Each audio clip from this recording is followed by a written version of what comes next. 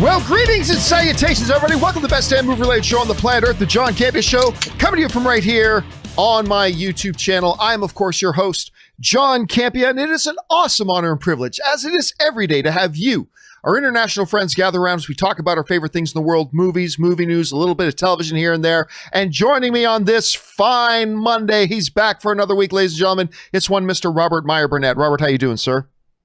John, I am doing, well, let's just say I'm doing exquisitely well this Monday morning. Exquisitely well. Yeah. By the way, did you see that the Emmys were last night? No. The Emmys were last night. I admit, despite the fact that I love some good television, I don't follow the Emmys all that much. I mean, every year, it's just not really more my thing. But did you see Schitt's Creek, like, swept everything? Like, it won Best Comedy Series, Best Direction, Best Writing, Best Lead Actor, Best Lead Actress, Best Supporting Actor, Best Supporting Actress, Best Writing. I mean, it just swept everything. And on the drama side, I think it was Succession on the drama side that really kind of cleaned up on the drama side. Best Drama Series did not go to The Mandalorian. That's the one thing I peeked in on last night to see if he eked it out. But Succession won Best Drama Series. The show I was hoping that would win Best Comedy Series was What We Do in the Shadows. What We Do in the Shadows was nominated. Yeah. But, oh, geez, see, this is the thing, though. When I looked up the results of the Emmys, I just could not get over how many awards there are. Like, right. It literally has to get into the 100 plus. Like when they win all the awards from the previous evening and then the main thing. But did you see anything pop up? 5 days. What's that? They gave them out for 5 days. Yeah. All the other awards. But I gotta give a shout out to, I think, the best television couple of the year, Yaya and Regina King, for Watchmen. Yep, Watchmen did well too. And Regina King, I mean, the timeless beauty that she is. You know what? I can't get enough of Regina King, to be honest. I don't care what she's in. Oh, she's great. I love her. She's absolutely fantastic. I love her. Anyway, a little apologies for everybody who you may have noticed who are regulars on the channel. Probably knows we did not do an open mic this weekend. As I announced on Friday, me and my wife decided to take a weekend away. So it's good to be back here. And we do have a lot of things to talk about here today, guys. And this is how the show is going to go. We're going to start things off by covering our main topics here off the top. And then the second half of the show, we're going to take your live comments and questions. You can still get in a live comment or question by simply using the tip link in the top of the description of this video. You can just click on it there, or you can enter it in manually, streamelements.com/movieblogtv/tip. You'll be getting your question or comment on the show, and of course you'll be supporting the channel at the same time. And all of us here, thank you guys very much for that support. All right, guys, let's get into it here, and we're going to start with something here off the top.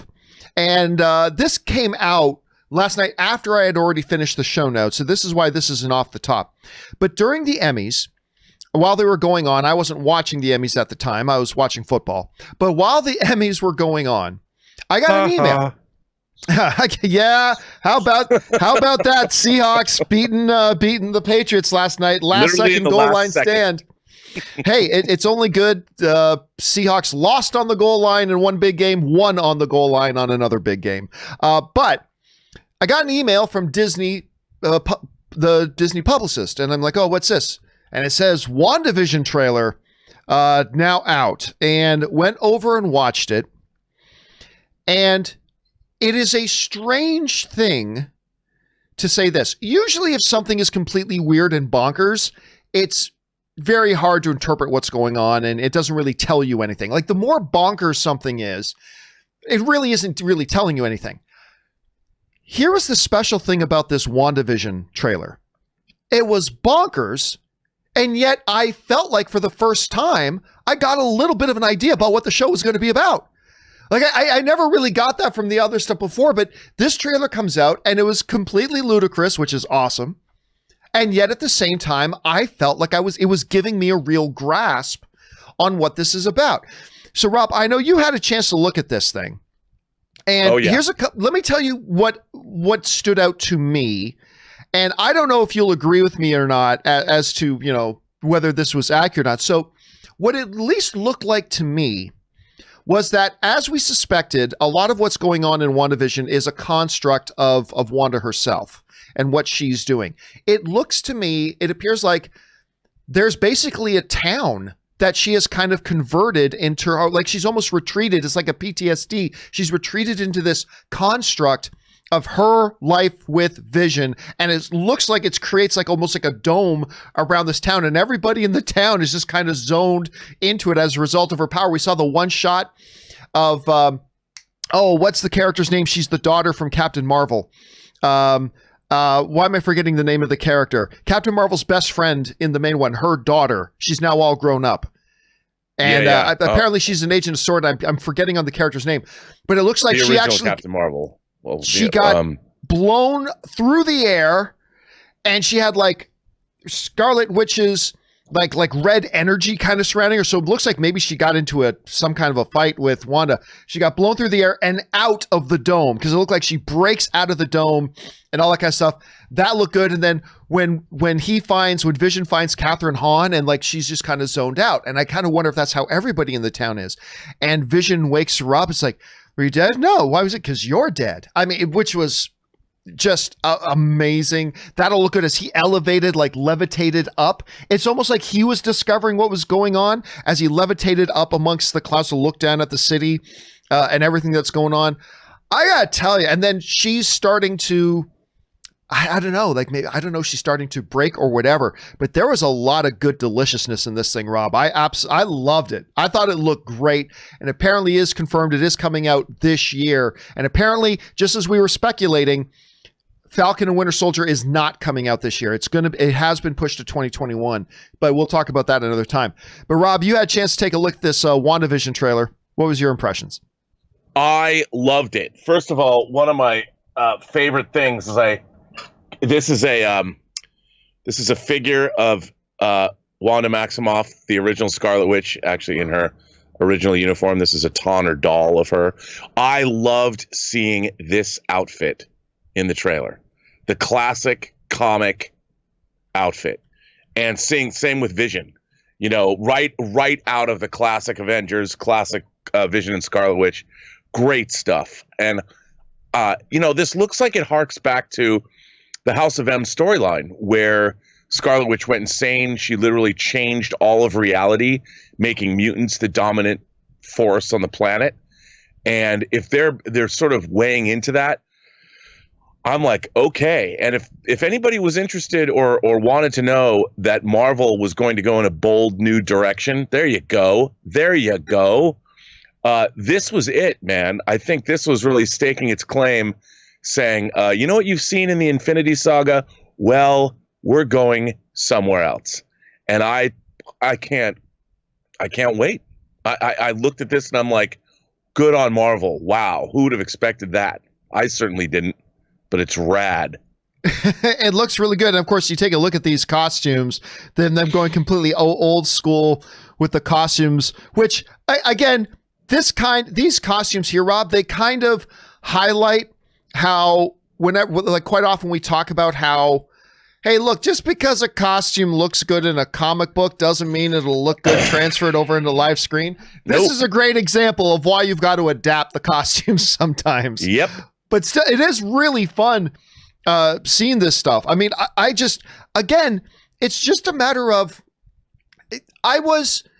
because it's an MCU thing, I was looking forward to WandaVision. I thought that little sizzle they showed as a part of the grander thing earlier was cool. But I got to admit, I haven't been like super excited for it, because honestly, I just had no idea what it's about. And as long as I have no idea what something's even about, it's difficult for me to get excited. Now that this trailer seems to give us some sort of parameters, at least a general idea about what the gist of the story is, now I'm really freaking excited. Like now my enthusiasm level for this has just gone through the roof. Because I'll be honest with you, WandaVision has probably been sitting, again, I'm looking forward to all the stuff that's coming out, but WandaVision has probably been sitting near the bottom of all the things that were coming out from the MCU upcoming. And this is just taking it to a new level. It looks freaky. Let me ask you. Yeah, go ahead. Well, You talked about, it's Monica Rambeau that I was trying to Monica think of. Rambeau, yes. Yeah, who was the original. She was Captain Marvel before Carol Danvers was Captain Marvel. Do you think she's playing an iteration? Because she had the hair. No. So I'm like, is she playing? No? I don't think so. I think they're making her very much her own character in this. I don't think they're going that way in the comics. Like there are a million things in the comics that they never bring over. I don't think that's going to be true. That at all. I think they are just. I think she's going to be an Agents of S.W.O.R.D. You know what? Who was not in here was Kat Denning. And Kat Denning, that was one of the big interesting things to me when they announced that she was going to be in it. First of all, I just love Kat Denning ever since the 40-Year-Old Virgin. And I really did like, whereas some people got annoyed by her in the Thor movies, and admittedly in Thor Dark World, they didn't use her character the best, but I've always liked that character. And seeing when that they were bringing her over into this, I was kind of hoping to get a little bit of a look at her. But listen, I'm a simple man, Rob. You put Catherine Hahn in something, I'm in. You put Catherine Hahn in something, I am absolutely in. She steals everything she's in. It doesn't matter if it's Anchorman or Step Brothers. Oh my God, her role in Step Brothers is so good. You just put her in something, I'm totally in. So yeah, but listen, where do you think they're going with this? Like, I gave you my kind of, here's how I interpret this trailer that we just saw. I'm thinking there's like an entire town Wanda's kind of taken over that's gotten the attention of S.W.O.R.D., who's now in there. Wanda's kind of living out this fantasy world in there. Maybe she's cracked a little bit. I don't know, but that's what I'm getting. What do you get from the trailer? Well, I definitely think that they're dealing with the fact that Wanda might have lost control of reality based on the events of Infinity War, losing Vision and Endgame. Something has happened to her psychologically. Maybe they had to sequester her away or something. But they have said that this leads directly into the multiverse of madness. Have they said that, though? Have they said that? I've heard a lot of fans speculate that, but I don't know that I've heard anybody officially say that. Have they? I recall reading something somewhere, but it hasn't been for obviously a long time. But it would make sense to me because if they go back, they're always looking to the comics for inspiration. In the House of M storyline, when she altered reality, it looks like they're taking something from that, or maybe they're trying to protect the rest of the world from being altered, which is why she's where she is. And I don't know, but I just think it's a bold, audacious choice to do this. And I'm a huge fan of Miss Olsen. So putting her front and center finally, I think is a good thing. And by the way, speaking of which, I am also a big fan of Paul Bettany. And oh my God.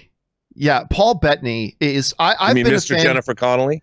Yeah, Mr. Jennifer Connelly is a good way to put it. I've been a big fan of his. I mean, like a lot of people, I think a lot of people became Paul Bettany fans with Knight's Tale, when he was kind of the squire, the whatever the wordsmith, Master and Commander. And well, he's so good in Master and Commander, and then he was in that other Russell Crowe movie with him, that one where he's the mathematician, and I'm trying to remember the name of that one. Anyway, Beautiful Mind. Beautiful Mind. Thank you. He was in Beautiful Mind. I remember he even had this little rom-com a number of years ago that everybody thinks was not good. And for whatever reason, I always appreciated where he played like some tennis star, and it's like a rom-com. He meets a girl. He's an aging tennis star and something else. But I've always liked him. And you know what's funny, Rob? I don't know if you ever heard Paul Bettany tell the story of how it's amazing how he got involved in the MCU, because he had basically just had a meeting with his, I heard him on a talk show basically telling the story. He was with his now former agent, and his agent was basically telling him, "You're done. I mean, there's no one's gonna, I mean, you're like, you've had a great run, but just kind of one of those, cold, hard, honest things." And he said, "I was walking down Hollywood Boulevard, like kind of bummed out. And then my phone rang, and it was Marvel saying, 'Hey, we want to actually bring you in. Do you want to play Vision?'" Play Vision. He's like, it's an amazing story. If you can look it up on YouTube, it's really, really fun to see that. So my guess is we're probably going to get this somewhere around December. And I can't wait, because if it does come somewhere around December, Rob, then we are going to see Disney Plus doing what they should have done a year ago, which was, we're going to get Mandalorian October 30th. It's going to run its episodes.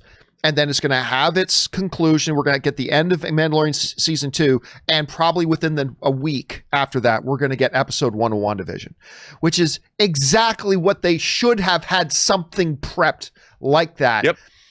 When the first Mandalorian is done. But I'm going to guess December. They haven't given an exact date, but I can't see it coming any earlier December. Can you? No.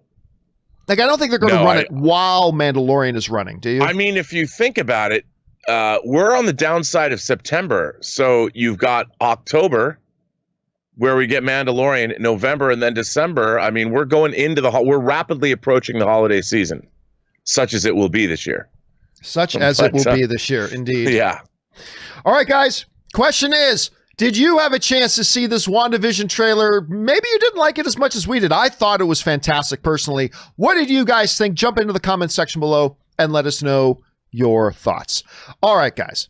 With that down and out of the way, let's jump now into our main predetermined topic, shall we? And how do we select our main topics here on the John Campea Show? Well, it's really rather simple. You see, you guys come up with them by going anytime 24/7 over to www.thejohncampeashow.com/contact. If you guys found a big piece of news that you think should be a main topic here on the John Campea Show, go on over to there and you're going to see a form. Fill it out with your topic or question. It's totally free. Hit submit, and then maybe, just maybe, you might see your submission featured as a main topic here on the John Campea Show. With that down, let's get into main topic number 1, shall we? And our first main topic today gets submitted to us by Jason Aguilar, who writes, "Hey, John. So someone on the cast of Suicide Squad, that'll be Joel Kinnaman, said the movie is heavily R-rated. Do you think this is a good idea box office wise, or do you think it's a risky gamble considering the flop of Birds of Prey?" All right. Thanks a lot for sending that in, man. And yes, there was recently, Joel Kinnaman was recently being interviewed. I think it might have been with Entertainment Weekly. I can't remember, but Joel Kinnaman was being interviewed and he was talking about, and he said, he's just talking about how hilarious this script is, how incredible he found it. And one of the key things he said was, it's so R heavy. It is so R heavy. This is the exact same he said. This comes to us from MovieWeb, who writes, "Joel Kinnaman is heaping praise on James Gunn and the Suicide Squad, noting that every page of the script made him laugh. The Suicide Squad is quote unquote heavily R-rated and insane, according to Rick Flag actor Joel Kinnaman. James Gunn shared the first footage of the highly anticipated movie at the DC fandom event back in August. DC fans were blown away by what they saw. Now they want more." All right. Thanks a lot for sending in the question about this. And that's basically where we're at. And yeah, Joel Kinnaman's coming out and saying this thing, crazy R-rated, crazy hilarious, all that kind of stuff. Now, you raise a very good question. You know, DC just did this Harley Quinn Birds of Prey movie that a lot of people like, and all due respect to everybody who does. It's all subjective. If you like it, that's awesome. I did not. To me, it was the first DC movie, in the DCEU era, that I didn't like. I like all the other ones, but this was the first one I didn't like. And it was R-rated. The funny thing about Birds of Prey, though, is, and this was one of my biggest observations on it, Rob, was that Birds of Prey didn't need to be rated R. Like, even when you watched it, it's like, it really felt like they intentionally just threw in a couple of F-bombs just so they could get the R rating and say, look, kids, look how cool we must be. We have an R. Ooh. You know, because otherwise I felt like if they didn't try to do it on purpose, I felt like they would have submitted that to the MPA and they just would have got a PG-13. Whatever, be that as it may. Yes, they stumbled a little bit on that R rating. But they also recently did another R-rated DC property, Joker. And that one made $1 billion and got them nominated for Best Picture at the Academy Awards. One of the things that we're saying on the show all the time is that R doesn't mean anything. An R rating does not, contrary to what some dumb people believe, R does not make your movie better. R does not make your movie worse. A rating is simply what suits whatever this movie is, right? So it's like anything else. If this movie is really best suited for a PG or a G rating, then that's just making it what will help it fulfill its own identity. If it's not, then trying to go anything harder or trying to go anything softer is a disservice to the property. You take a movie like Deadpool, that was a movie where it could have been fine as a PG-13. I said all along, Deadpool could be fine as a PG-13, but its real identity is really R-rated. And so if you go for that, then just fit it in there. That's all it is. When we look at that footage that James Gunn revealed at DC Fandom, I was just overwhelmed with the sense of, this is an R-rated movie. This has got to be an R-rated movie. It looked like King Shark was about to devour a living human being and rip him in half. I mean, this has got to be rated R. And so if the nature of the film is rated R, then don't neuter it to get it down to PG-13. If your film was naturally PG-13, throw in some boobs and a couple more F-bombs so we can get that R rating so everybody will think we're cool. Don't do that either. But if the film that the filmmaker has come up with and presented, if its true identity is R-rated, go for it and make it as such. Rob, I'm not surprised to hear Joel Kinnaman say this because after what we saw at DC Fandom, it just really felt like this was going to be an R-rated project. I can't imagine it not being. So this makes sense to me. You read his comments and heard about what he said. What's your thoughts? It's called Suicide Squad. I mean, you got a group of people that are going on missions where they're probably going to die. And I think the very definition of what Suicide Squad is, especially if you lean into it, it's either going to, I mean, making it heavily R-rated seems like the right thing to do, especially when you're dealing with someone like James Gunn. I think that, and look, DC not having a bad run with R-rated superhero fare, or supervillain fare, and Suicide Squad's kind of a combination of both. So I think that it's to be expected. But like you pointed out, a rating really doesn't mean anything. To me, a rating doesn't have any. Would people say that Back to the Future would have been better if it was rated R? I don't think so. I mean, I think that a rating that has to deal with more about what the subject matter is. What best serves the subject matter? And I think for somebody who has the kind of irreverent personality that James Gunn does, if you look at a Super or a Slither or even Tromeo and Juliet, James Gunn has a very irreverent sense of humor. And you put that together with guns and supervillains, I think you're going to run away with it, and it's going to be R-rated, and it's going to be delightfully and fun and delicious for all of us. So I think what you're looking for is the right rating, as you pointed out, for the right subject matter. And I think an R-rated Suicide Squad that James Gunn's directing, I think it's good for everybody all around, but most especially the audience. Yeah, now look, we point this out all the time. Hearing Joel Kinnaman talk about how every page made me laugh hysterically, it's heavily rated R, blah, blah. We bring this up all the time, but it should be mentioned every time. Joel Kinnaman is one of the cast members of this movie. So what else is he supposed to say? That, I read James Gunn's script and it bored me to death. I mean, so you got to take it with a grain of salt. Do take it with a grain of salt. But it really did seem to me, Rob, like, I'm not saying the cast of Wonder Woman didn't have a good time making Wonder Woman. I'm not suggesting that at all. But when you watch the Wonder Woman panel on the first day of DC Fandom, like last month, it seemed rather uptight. It seemed a little uptight. It seemed a little formal. It seemed a little stiff, and you're talking about some screen like veterans like Chris Pine and everything in there. I got to say, the standout, the person who surprised me that really felt the most natural in there and really made it enjoyable watching was actually Gal Gadot. Like she's just, when it comes to just letting her personality take something over, she's actually great. I would want her promoting my movie any day of the week. Yeah. But when you watched the Suicide Squad panel, it seemed, it legitimately, honestly felt like every single, and there was a lot of people on camera for that panel, but it honestly felt like every single one of them was filled with joy to be talking to all their other cast members about this movie. It just seemed like they all had a ripping good time making this film.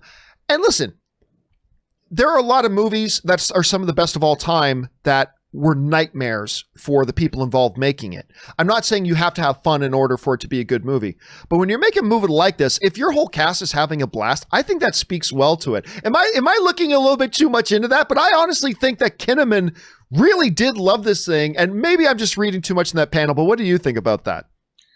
I think you're absolutely right. I think, again, these actors probably had a ball making this movie. Look at the behind the scenes footage they showed at Fandom.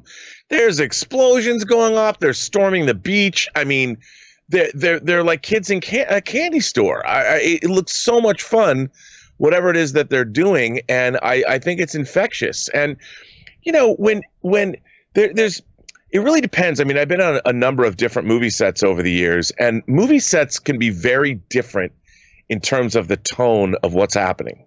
They can be very serious. Like, believe it or not, even though there was a lot of fun and kids on it, the set of Chronicles of Narnia, Lion, the Witch, and the Wardrobe was a pretty serious set because there was a lot of technology involved and a lot of prosthetics and big effects and things like that. So it wasn't that loose when they were shooting. But I've been on other sets where it was much looser. You wouldn't think. And I think Suicide Squad, that plays into what they're doing. When you have a lot of larger than life villains with a lot of swagger and bravado, I'm sure the set was hilarious to be on. And then you have James Gunn setting the tone, and I'm sure he wanted that kind of energy, and it's gonna bleed through the screen to all of us, which is great. Yeah, I'm looking forward to that. Question is for you guys. You had a chance to read Joel Kinnaman's comments. What do you make of them? Do you assume, like the rest of us, that yes, this is clearly going to be an R-rated thing, and that footage just made it look like it naturally should be? How do you feel about it? Jump into the comment section below and let us know your thoughts. All right, guys. With that down, let's move into main topic number 2. And our second main topic today gets submitted to us by Jonathan Lund. And Jonathan Lund writes, "Hey, John and Rob." Well, hello there, Jonathan. Thanks for joining us here today. Tenet is now up to $250 million worldwide at the box office and pulled in another $4.7 million over the weekend, bringing its total domestic cum to $36 million. Tenet is still a long way from breaking even, never mind making a profit, but with no immediate competition on the horizon and more films being pushed off their upcoming release dates, do you think this will improve Tenet's chances at the box office ongoing? All right, thanks a lot for sending that in, man. And yes, we've been talking a lot about Tenet recently, obviously being the first big film to hit theaters and tracking what it's been doing. Has it been kind of expected, all things considered, with the environment? A lot of people think it's been underperforming, even considering the environment. But yeah, it has now crossed 250 million. To get to break even, it's still got a long way to go. I mean, I know that number sounds great. 250 million sounds wonderful. And it does. It's a lot of money. But for a film like this, with the type of costs that it has, it's got a long way to go. It still has a long way to go. And so some people have kind of been looking at this Tenet thing and saying, hey, it's doing as well as you can expect from something given the current circumstances. It's about as well as you can expect given the circumstances. But a lot of people also saying, man, this is kind of rough. I mean, this is kind of... But you do raise a great point. We all knew going into Tenet's release that one of its advantages, and it's hard to find an advantage in this environment right now, but one of the advantages we knew going into its release was going to be the fact that, for the most part, it was going to have the theaters to itself in many ways. Yeah, not all the theaters are open. Yes, not everybody is ready to go back to the theaters yet. Yes, the theaters that are open have limited capacity.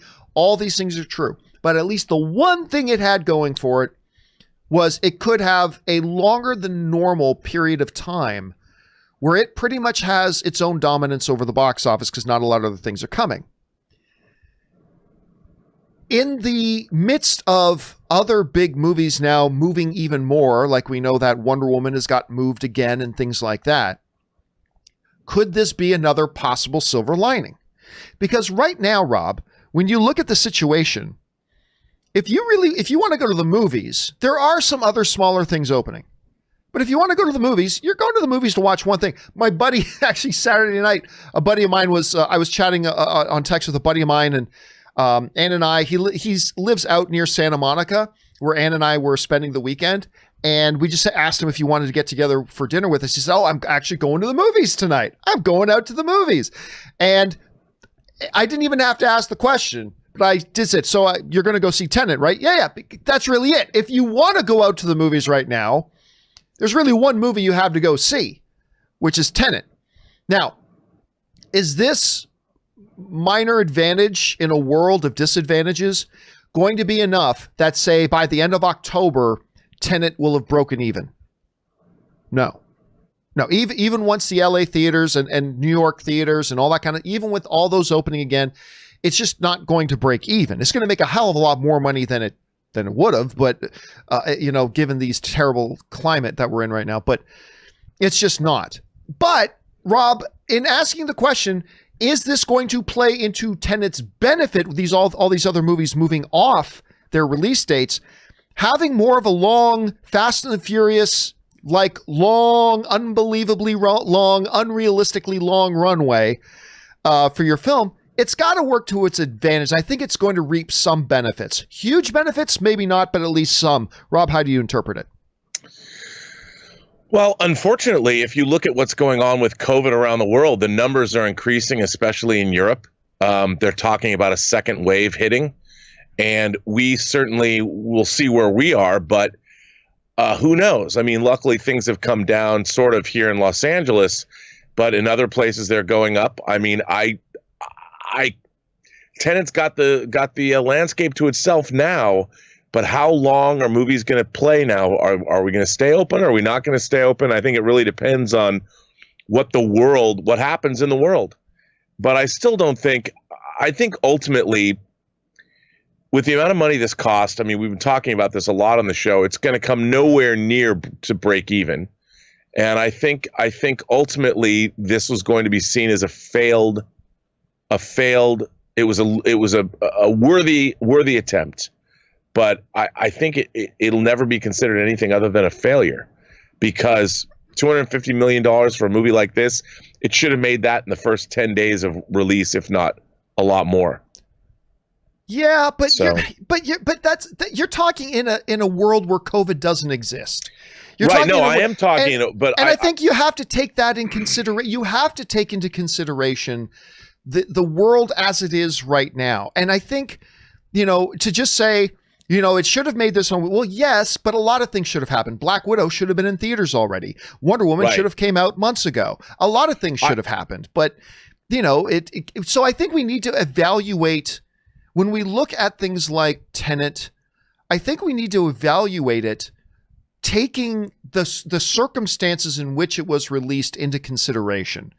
Because I absolutely do. I think it was a mistake, though. I think it was a mistake to release this film. I think they should have moved.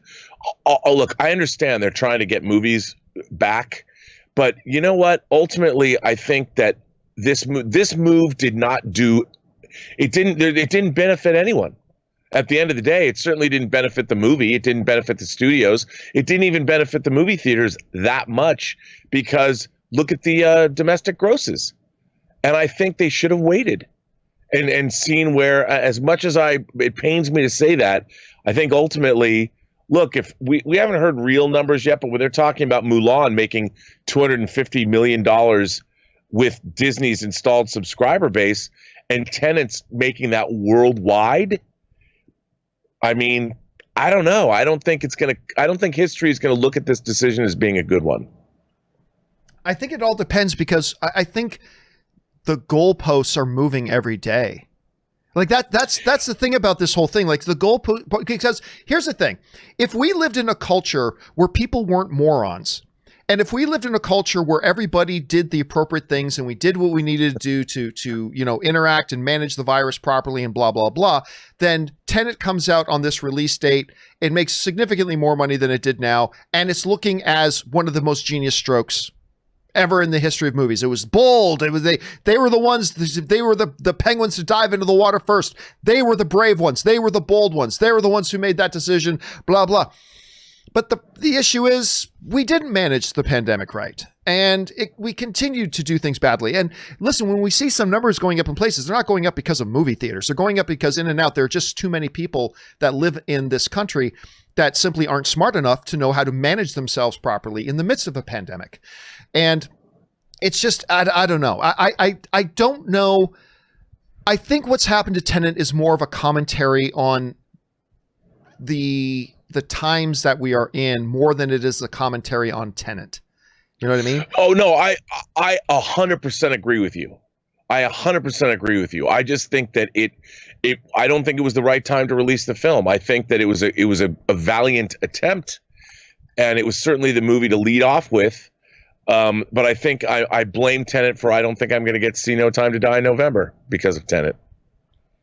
I blame Christopher Nolan and Warner Brothers for not letting me see No Time to Die. But I could be wrong.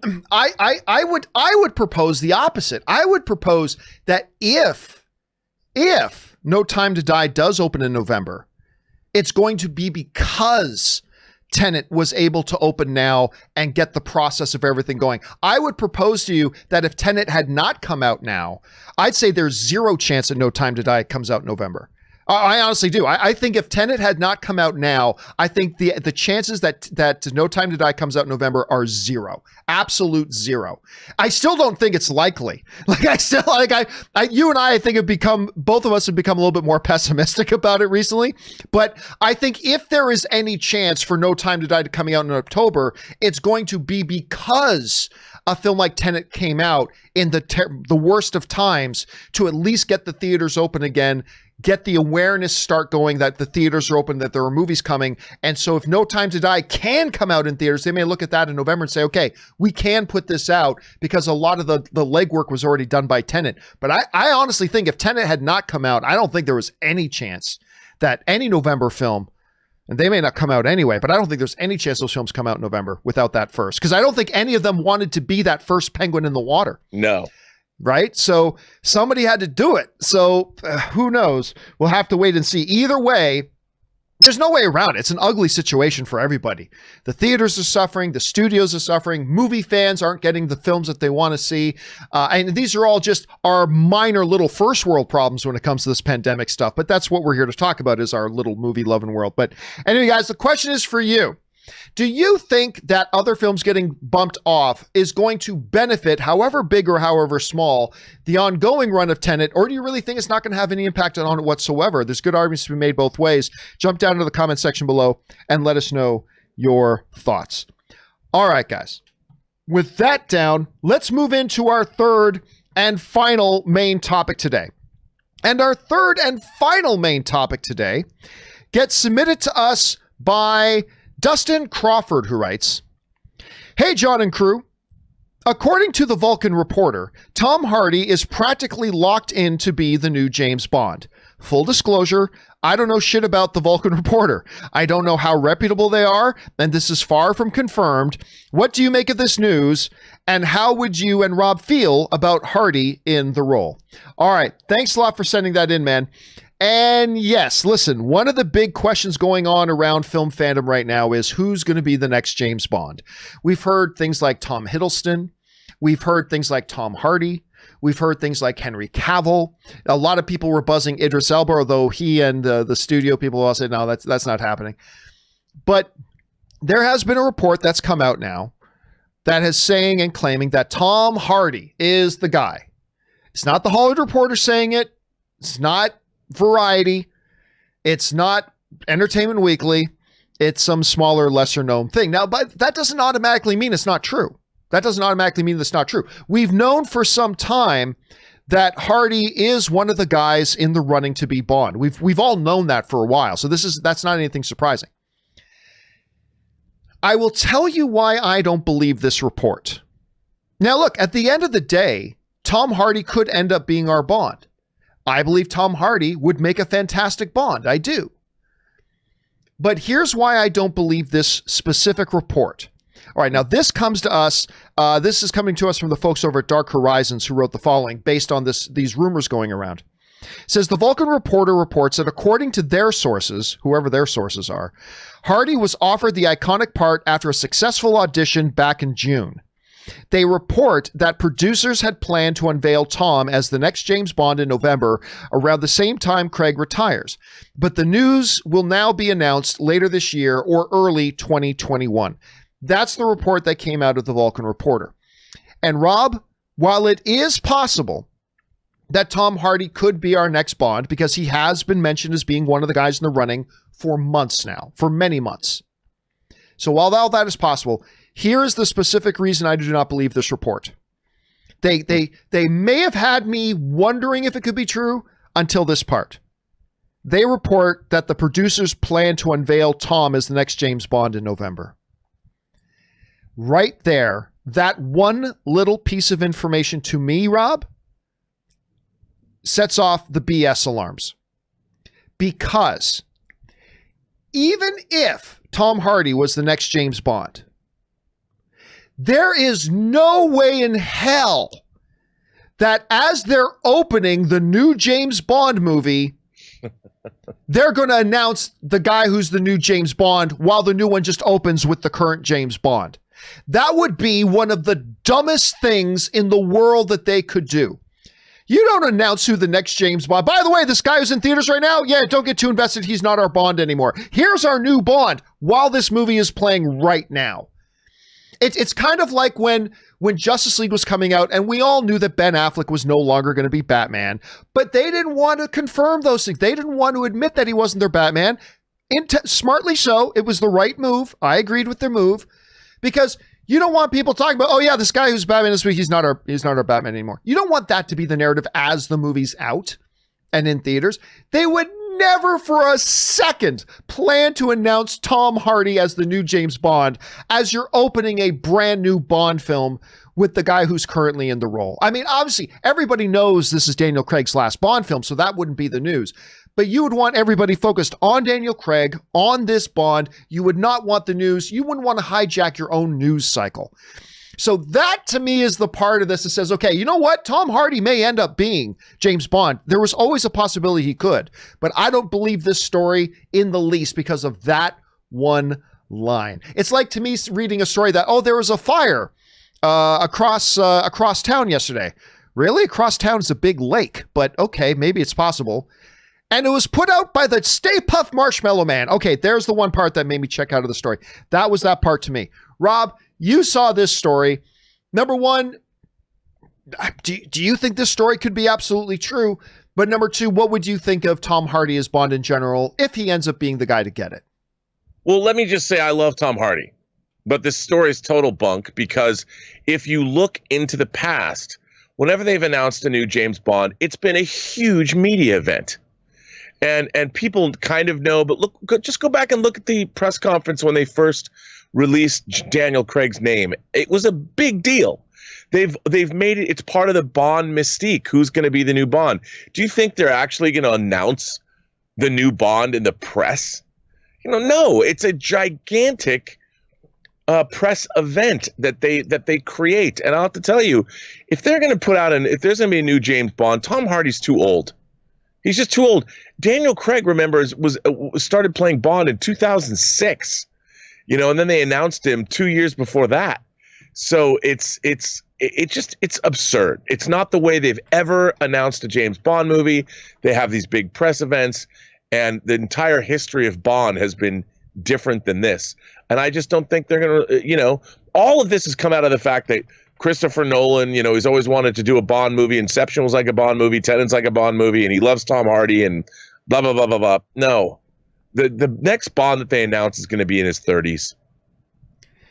I don't know. I don't know. Like you got Daniel Craig playing Bond right now, who is still right now to me the best Bond we've ever had. That's just because I think he's a perfect hybrid of the badassness of Sean Connery with the suaveness of Roger Moore, all rolled into one fantastic package. But Tom Hardy is 10 years younger than Daniel Craig. So you're talking about a guy who could conceivably play 3 or 4 Bond movies before hitting the age of our current James Bond. So I don't know. Now don't get me wrong. That's not me saying that Tom Hardy is the number one guy to play it. That's not me saying that he will play it. I'm just saying, I don't know that age is going to be that much of a factor in this as far as Tom Hardy's concerned, because like I said, he's 10 years younger than Craig. The guy I still think is in his 30s though. I still think it's going to be Henry Cavill. Henry Cavill was the runner-up to play Bond when they cast Daniel Craig. He was the runner-up to play Superman when they cast Brandon Routh, and he eventually did get to play Superman. I think we're going to see history repeat itself a little bit. Not that I know that Henry Cavill's going to play Bond. I don't. by the way, there is an outsider name that hasn't been thrown around a lot, which we heard whispered sometime last year, but that's Henry Golding. Henry Golding has also been a name that's been whispered around. And I'm telling you right now, because we already heard the Broccolis say, hey, yeah, James Bond doesn't need to be a white dude. We do feel Bond needs to be a man because of the nature of who and what James Bond is, but he doesn't necessarily have to be a white dude. So we've talked Idris Elba, but Henry Golding's name is coming up. Of course, he's one of the star of Filthy Crazy Rich Asians, and he's going to be the new Snake Eyes as well. He's starring in the Snake Eyes film. So that's another one, but I'm still thinking it's going to be Henry Cavill, because some people would say, well, he can't play Superman and James Bond. Of course he can. If Harrison Ford can play Indiana Jones and Han Solo, he can play both those. I don't see any problem with it. Rob, you don't think it's going to be Tom Hardy? I still think he's in the running. But who do you think? It's just wild speculation, of course. Who do you think is going to end up wearing the tux? Well, I think Richard Madden. After Bodyguard, there was talk a great choice. That he would be a great choice, and we could definitely. I really liked him in Bodyguard. I obviously liked him as Rob Stark. We'll see. But like I said, I mean, the way that they've done Bond rollouts in the past, they're not going to announce another James Bond at least until a year after No Time to Die comes out, because I don't think the Broccoli's. I'm still of the opinion Michael G. Wilson's pushing 80, and Barbara Broccoli is like 60 now or something. And I mean, 25 Bond movies, sell it, enjoy the rest of your life. Making another Bond film, maybe they want to do it, but I don't know. I mean, you know me, I'm a lifelong Bond fanatic, and I think that we're not going to know anything about a new Bond for a while. They just don't do it that way. I agree with you. I think they'll announce the next Bond. I mean, I don't know for sure. Who knows? But my guess would be they'll announce the next Bond as they're getting relatively close to shooting the next Bond. You know what I mean? I think that's going to be relatively, but who knows? We'll have to see. Question is for you guys. What do you think about this announcement? I think Tom Hardy would make a perfectly good Bond. I have no problem with that, but it's just some of the details of the story make me go, BS. But maybe you think they're right on. What do you think about this, and who do you think is going to ultimately be James Bond? Jump down into the comment section below and let us know your thoughts. All right, guys. With all that down and out of the way, let's now move on to take your live questions. We've had a bunch of you guys sending in. We got a ton of them in right now. You can still get some in. Simply use the tip link at the top of the description of the video, or you can enter it in manually. streamlabs.com/movieblogtv/tip. You'll be getting your comment or question on the show. And of course, you'll be supporting the show at the same time. So let's dive over and get into it. We're going to get things started off here with Eric Gant, who writes, a live-action version of the anime film Perfect Blue could crush if handled properly. Hell, it might even win some awards. Well, I mean, here's the thing. I could be wrong. I'm thinking of the film where like the singer girl becomes the actress, and all kind of craziness breaks loose. I might be thinking of the wrong one, but that's Millennium Actress. But you're exactly in the right ballpark. Am I in the right ballpark? I don't think I've seen Millennium Actress, so I'm not sure I'm familiar with what that one is. But at any rate, here's the thing, Eric. Everybody says X property would make $1 billion and win all the awards. Yeah, right? Like everybody says that. But it does come down to the same thing. But you're right, John. I just want to point out you are correct about what Perfect Blue is about. You're absolutely right. Is? Okay, there you go. Every once in a while, I'm not wrong. So it all comes down to how something executed. That's where Felipe the sentient dancing microphone comes from, right? Anything executed well could be an Oscar contender. Even if I wanted to make up a story about this microphone coming to life and dreaming of being a singer, that could become an Oscar contender. I always bring it back to the Lego movie. It's a movie about plastic square building blocks, really? And it was magnificent. It all comes down to execution. So anything could be great on that level, and maybe that one could be no different, Eric. All right, next one up. Jesse writes, my only concern with the blood transfusion origin story, I'm assuming we're talking about She-Hulk, is I don't think Bruce would be that reckless with his blood. I mean, he's seen what it can do to people, right? Well, here's the thing. It depends how you set it up. Because, Rob, let's say you had a blood condition that would make somebody sprout 10 extra toes if they got your blood transfusion.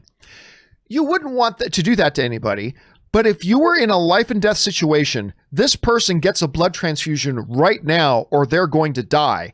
Even if there are going to be drawbacks to you giving them a blood transfusion, you just think they'll learn to live with the 10 extra toes. I'll give it to them. I have a feeling that and I don't know that they are going with the blood transfusion route in She-Hulk. We know that that's what they did in the comics. It may not be what they do here. They might find some other way, some other reason that Bruce passes on what he has to his cousin. But there are ways to set it up that a blood transfusion becomes realistic if, again, she's put into a life or death situation where it's Bruce, yeah, there's a risk me giving her this blood could do terrible things to her. But the alternative is that she dies in 30 seconds. Bruce is going to give her his blood under those circumstances. Like, wouldn't she? Or would he think that, no, this thing would be worse than death? So, I mean, I don't know. Rob, how would you address that? Well, again, I mean, we don't know the science behind necessarily the Incredible Hulk. Maybe they can take certain amounts of his plasma or something. I mean, it's a family member, and if their blood's compatible, maybe what causes the gamma change in Hulk isn't even to do with his blood at all. I mean, who knows? I think when you're dealing with comic book tropes, I think it's okay. You can easily figure out a way that he's saving the life of his own cousin. So I think it's okay if they make it plausible and you can believe it, if there's verisimilitude in the choice. Yeah. And I'd say yes. And I think there are ways to do this where there would be verisimilitude intact. So, but let's see what they choose to do. All right. Dwayne Jackson writes, hello, John and the Filthy Bunch. When the world gets back to normal, do you think studios will force theaters to raise ticket and concession prices again to try to recoup money lost during the pandemic? If so, how will customers react to this? Well, first of all, the theaters are not influenced at all by the studios of how much they charge for the concessions. That is the one thing that the theaters are completely in charge of. The theaters decide for themselves how much they want to charge for their concessions. Now, they charge a lot for concessions because, well, they hardly get any money from the ticket prices. Like the theaters get a very small percentage of the actual ticket price, so they have to make their money. They keep their lights on by charging us too much money, to be honest. But that's what they need to do to survive. In order to keep the lights on and give us these big screens and these big sound systems and these leather reclining seats, those things are all paid for with popcorn. It sounds weird, but that's how it is. As far as the ticket prices go, well, on the one hand, it is the nature of the business. Prices, like in everything, go up. Right? Like, so we're going to consistently see over the years, the main thing is to make sure that the ticket prices over the years don't exceed that of inflation very much. But will we see a significant jump? Will the studios say, hey, listen, Regal, does Warner Brothers say, listen, Regal, we lost a lot of money during the pandemic. So we want to start charging $35 a ticket for movie prices. Here's why I don't think that'll happen. Number one, the studios know that would be financial suicide for them. If the movie theaters were suddenly charging $30+ for a regular movie showtime, nobody's going to go to the movies, or at least a lot fewer people are going to go. Congratulations. Now you're getting $30 a ticket instead of 12, but now nobody's coming. So they know it would be suicide to do so. It would be financial suicide. I think everybody, not to mention, you got to be in the business when everything gets back to normal, Rob. The studios and the theaters have to be in the business of getting everybody back on board. And you're not going to get everybody back on board if you suddenly tack on a 40% price increase of movie tickets. Like, I get it. You need to recoup money that you lost, but guess what? That's just lost money. It's just lost. It's just like everybody else. It's just like the people who are running restaurants. It's just like the people who are running nail salons. You just have to accept that that's lost money. That money is gone. The pandemic took it and it swallowed it and it screwed everybody in the world over, and you're no exception. You just have to accept that it's gone. The question now becomes, can you rebuild your industry to a healthy thing again? And it would be, to me, Rob, it would be counterproductive. Like, 5% increase, sure, that's life, whatever. But to make some kind of drastic increase, like a 20% increase, a 30% increase in movie tickets, I think that would be counterintuitive to what they need to do to get their businesses back on their feet again. How would you address that? No, I completely agree with you. I mean, if movie prices are going to go up that much, why wouldn't you just wait for streaming? I mean, already movie ticket prices are expensive. Then they're not going to just jerk up the prices for tickets. They're going to make your concessions more expensive, and that they can't do that. They're already too expensive. I mean, right now the problem is, I think what they're fighting is, you know what? Staying home a lot isn't such a bad thing. And I think what they're really fighting is this whole idea about, should we get out of the house at all? I mean, I've really been enjoying staying. I mean, not necessarily me, but I mean, the world has been enjoying, I think, in a way. Yeah, they want to get out. But when it comes to entertainment, I mean, getting people, I think, to get back out into the movie theaters and paying to leave their homes is going to be something that people are going to, we're movie fans, so we definitely want to do it. But what about the Gen Pop? Are they going to do it? Is everybody else going to be like, yeah, you know, streaming at home isn't such a bad thing. Why are we spending so much money? We spent $30 on Mulan. It was great. Whole family was here. We didn't go anywhere. Cook some food, watch the movie. It was awesome. So I don't think jacking up ticket prices is the way to get people to go back to the movie theaters. Yeah, I agree. All right, next up, Captain Blue Pants writes, watch the Apollo 11 the docu-film that Rob recommended, and it was awesome. No narration or talking heads, made it feel like a narrative film. Has Rob seen the trailer for Moonbase 8, a completely sci-fi, comedy sci-fi series with John C. Reilly? So many space series right now. Rob, I am not familiar with Moonbase 8. Are you? Oh, yeah. What is this? The trailer just dropped last week. It looks pretty damn funny, and I think is the one that Fred Armisen is in too. It looks funny. I mean, look, to be honest, I really like my science fiction serious, and we're getting a lot between Lower Decks. We already had Space Force. You know, I'll watch it. It looks good. I mean, Space Force to me, John, was really disappointing. Yeah, I agree. I mean, it had its moments. It was Steve Carell. I wanted to love it. It felt under. And John Malkovich. Yeah, I mean, yeah, John Malkovich and Steve Carell together. That should be instant gold. And they had their moments. They did have their moments, but I agree with you, man.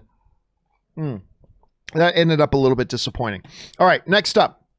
We've got Polka Dot, who writes, I'm even more excited for the future of Tom Holland's acting career after watching Devil All the Time. While the film was just okay for me, I think he was great in it, and it definitely improved my impressions of his acting skill. You know, I went away this weekend, so I didn't have a chance yet to watch Devil All the Time. I do plan on watching it, but what you just said, Polka Dot, is exactly in line with what I've been hearing. The movie's all right, but Tom's quite good in it. I heard Tom and Robert Pattinson I've heard the whole cast is actually quite good, but specifically talking about Tom Holland. And they think even though the movie may not be great, it's going to raise Tom Holland's stock. Rob, have you had a chance to watch this Devil All the Time yet? No, but I do. I mean, I keep hearing the reviews are kind of mixed, but people who've seen it love it.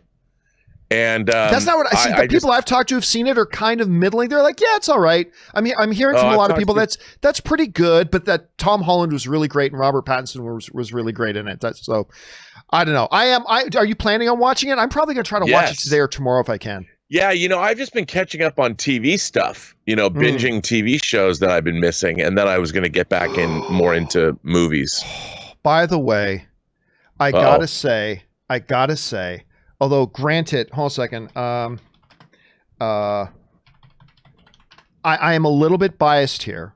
I am a little bit biased because Jamie Chung is she's my wife's sorority sister. They actually know each other, Jamie and Ann, and we've gotten together with Jamie a number of times. Yesterday, the new episode of Lovecraft Country came out, and the entire episode focused on Jamie. Now, if you guys are like, who's Jamie Chung again? So Jamie was Blink in Gifted, the Fox X-Men TV series that died too soon. That was a show. That was a really fun show. I really enjoyed it. She was also in the Dragon Ball Z movie. She was also in Zack Snyder's Sucker Punch movie. She was in The Hangover 2, where she played the fiance of who's the guy from The Office? Why am I freezing on his name? Whatever. She plays his new fiance, blah, blah. She's great. And she was one of the voices in Big Hero 6. So the entire episode was basically about her. And it was, granted, we're a little biased because she's a friend of Anne's, but it was fantastic. I'm telling you what, Rob, this Lovecraft Country show, I love the first episode. I kind of was very iffy on episode 2. Honestly, I almost gave up on it after episode 2. I didn't think episode 2 was very good at all. But I thought, well, I love the first one. I'll watch. Ever since episode 2, it has been fantastic. Episode 3, 4, 5. I am getting more and more into this show. I am loving it. Have you gotten on board with this show yet? This Lovecraft Country yet? I've watched the first 2 episodes, and I'm digging it. I'm digging it. Yeah, and I'm telling you, the second episode's the worst one. The second episode's the worst one. So if you like it, you're in for a treat. You got to get caught up. Look, I like the whole milieu, the whole story, and I've heard what you said, and it's the new show. I mean, there's so much there. I've never thought I'd live in a world with so much genre television, science fiction, fantasy, horror to catch up with, and it's great. And I love that. I mean, I love that we're getting this show at all. It's fantastic. Although, well, Jamie's got a couple of nude scenes in this thing. And so my wife was saying, before the show started, she goes, I heard Jamie say that she's encouraging everybody except for her parents to watch this episode. I'm like, okay. So then the episode happens and Anne's like, wow, she actually did a nude scene. I never thought I'd see her naked again. And I'm like, what do you mean again? She goes, don't worry about it. And so that was the end. That was the end of the discussion. But at any rate, seriously, it is a kick-ass episode. And I want to recommend to everybody, Jamie did a movie that I saw at the South by Southwest Film Festival in Austin a couple of years ago. It was a smaller indie film called Eden. It's based on a true story of a young Asian American girl who gets, against her will, brought into the world of prostitution. It's an amazing thing. If you want to see how good of an actress Jamie Chung really is, look up this film of her called Eden. It's absolutely fantastic. I cannot recommend it enough, and it'll really show you just how good this girl is. She's really fantastic. Anyway, now that I'm done weaving poetic on that, let's get on with the questions here, guys. All right, Min Tran writes, words on bathroom walls, the personal history of David Copperfield, the Broken Heart Gallery, Cutthroat City. These are some new movies that are currently only available in theaters in my area. John, are these movies available in your area? Because besides Cutthroat City, I haven't seen it. I really enjoyed these films and would like to recommend them to people if they desire to go to the theaters. I honestly don't know. Like, everything has been, like, getting out to the theaters has been such a thing that when the theaters opened back up, it was just like Tenet. That's all I had on my mind. Well, I had New Mutants and I had Tenet. Those are the only things on my mind. So I have not seen these films, and I honestly couldn't even tell you. I mean, right now, nothing is playing in my area. Like, all the movie theaters in my town and anything for 45 minutes around me is closed. The closest movie theater to me that is open is in Anaheim, which is about a 45-minute drive. And so I'm not really up to date on what is available there or not, because I think San Diego and Anaheim are the only theaters in California that are open. So it's very, very difficult for me to stay up to date on what is or is not playing there, because it really doesn't apply because they're not in my theaters around here. Rob, are you familiar with these ones at all? No, not really. Yeah, it is what it is as part of the unfortunate result of the pandemic. All right, Frankie, thanks for writing that in, man.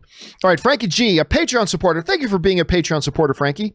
Might be because I grew up in the religious environment depicted in the film and relate to it, but The Devil All the Time is pretty damn good for Netflix. Worth the watch to see the performance of Tom Holland and especially Robert Pattinson. Again, going back to what we were saying before. And listen, I'm glad you like the film. And I'm hearing from some people who like the film. Nobody's kind of raving about it, but they're saying they liked it.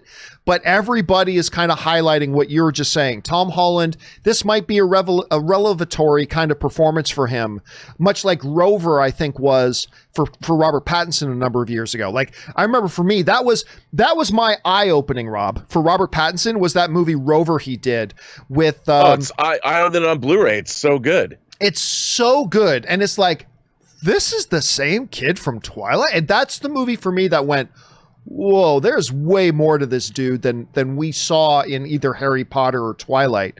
And maybe this movie could be that for Tom Holland. Maybe everybody will get more excited about him as Nathan Drake in Uncharted after seeing this. Who knows? All right. Next up, Frankie G also writes, The Boys episode 5. I don't know how they are going to keep this up. Shit keeps getting more and more bonkers every week, especially with Homelander. Although I thought last week is still the best episode so far. Dude, Rob, have you seen the latest episode? The latest episode? Did. Oh my God. How? I feel like, look, a lot of times with shows, you got to know when to have your foot on the floor with the gas, and you got to know when to ease it off the gas and then push it down because you're going to burn the engine out, for the, lack of a better metaphor. I feel like they kind of had their foot halfway to the floor in episode 1. And I feel like after that, they just put the pedal to the metal and they have not taken it off since. And like, I was expecting after the last episode, like with that home thing with Homelander with himself, I thought, well, that is one of those craziest things I've ever seen. And I thought, okay, we'll probably go into the next episode will be a bit of a breather. Well, they'll go more into some exposition. It'll be a great episode, but it'll be more of a breather. And they just kept up the bonkers. They just kept it up. I can confidently say, although they haven't had an episode yet as truly amazing as the airplane episode in season 1, I think overall I'm enjoying season 2 even better than season 1 so far. Anyway, where are you at on this and what are you thinking? I feel I'm really interested in everything that's going on, but I wonder if there's too many balls in the air. There's the season 1 seemed a little bit more focused in terms of the stories that they were telling, but there's so many stories up in the air. There's Maeve, there's Homelander, there's Stormfront, there's Butcher. I mean, it's A-Train Starlight story. And A-Train. I mean, and I'm wondering, are they going to be able? There's only 3 more episodes left. And are they going to be able to resolve all of this? And I really don't like. What I really wonder is that the end of last season was all about there's international terrorists out there with Compound V and all that, and then it seems like, well, Black Noir took care of all that in the opening of episode 1. So I'm wondering what, other than Homelander completely losing, like that scene in the last episode where you think for a minute that he massacred thousands of people. Oh my God. I mean, I was like, at first I'm like, oh my God, because they really built up to that, him losing it. And I thought that was what was going to happen. I mean, the idea that I'm wondering if if Homelander just decides that he's going to take over the world at the end of the episode, like, enough. Why am I dealing with all this BS? Him and Stormfront team up and they're like, you know what? We're going to take over the world. That's what we're going to do. Who's going to stop us? I would love to see that happen. I still think that at the end of the day, I can't remember the character's name, but Giancarlo Esposito's character. Yeah. I think at the end of the day, he's got a doomsday button as far as the soups go. He's got a doomsday button. Because, in that one scene where like Homelander goes walking into his office thinking he can treat him like he did, the woman he killed. And Giancarlo Esposito goes like, I don't give a shit about you. Like, okay, he's got something. Like Giancarlo Esposito has something that ultimately makes him feel immune to even Homelander, and I cannot help but wonder. But you're looking at this last episode. I'm not doing any specifics for those who haven't seen it yet. Like the Homelander slaughtering people, that was in the preview, that was in the trailer. But we're starting to see in this past episode, we're starting to see a number of these storylines starting to converge, like Maeve and the Deep. Right? We're seeing that starting to converge. I have a feeling A-Train's trajectory is going to take him into that as well. And I think I'm starting to get a picture of where they're going with this. And I got to tell you, and again, I don't want to share it too much because I don't want to give away. It would require me giving away details of this past episode. But sure, I'm liking where it's going. I'm really liking where it's going. And again, the Billy Butcher stuff in this episode, I thought Black Noir was awesome in this episode. I love that whole. Anyway. I'm very excited about it, Frankie. I mean, end of the day, I'm very excited about it. Okay, let's keep moving on here. Orange Hand writes, hey, John and crew, did you watch your top 3 worst movies when they first came out or sometime later? And where does Mortal Kombat Annihilation rank on your worst list? Well, Mortal Kombat Annihilation isn't in my top 10 worst. It's bad. I mean, it's real bad. Mortal Kombat Annihilation is terrible, but it's not in my top 10 worst films of all time. But yes, Battlefield Earth, I saw in theaters because I was working in visual effects industry at the time. This was a big visual effects movie, and somebody who was a friend of ours was one of the visual effects artists who worked on the movie. So I saw that first day in theater. I absolutely went to go see Catwoman in theater because it was, first of all, the posters of Halle Berry in the Catwoman costume, that was enough to get me into the theater. I mean, but it's Catwoman, so of course I was there for that. And Highlander, the original Highlander is one of my top 10 all-time favorite movies, period. It is one of my top 10 all-time favorite movies. So when they came out with the second one, I had to do a little sneak, but because I was a bit younger, but I mean, yeah, I definitely went to go see that when it was in theaters. And yeah, for those of you who aren't familiar, that is my unholy trinity of the 3 all-time worst wide-release Hollywood movies: Catwoman, Battlefield Earth, and Highlander 2: The Quickening. So that's that for me. Annihilation is terrible, but it's not in that list at all. Rob, where does Annihilation rank for you? And if you had to put together, I'm just curious, I've never asked you this. If you had to put together your own unholy trinity, what would it, or what would maybe be 1 or 2 of the films that would make that list? Well, the only movie that I ever walked out of while it was going on was the pseudo Rocky Horror Picture Show sequel, Shock Treatment, which I just hated. I hated it so much. So that would definitely be one of them.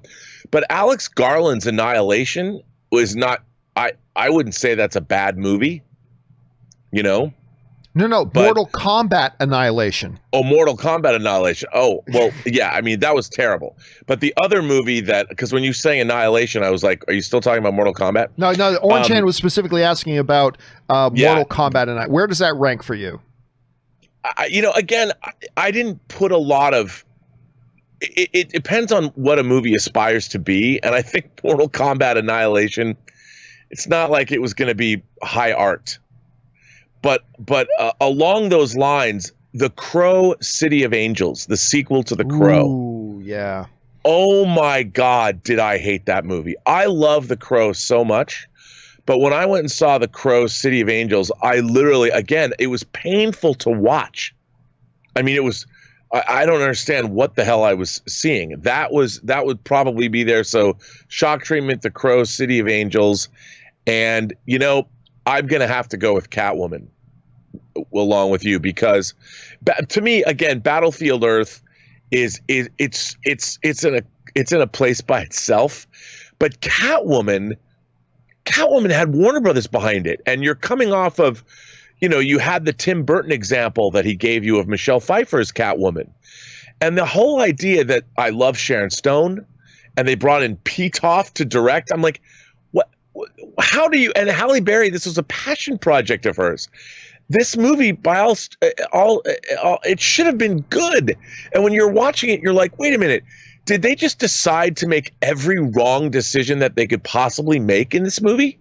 Like, how did the studio make this, especially coming off of Batman and Robin? Like, come on. It's a special kind of awful, that movie. It's just terrible. All right.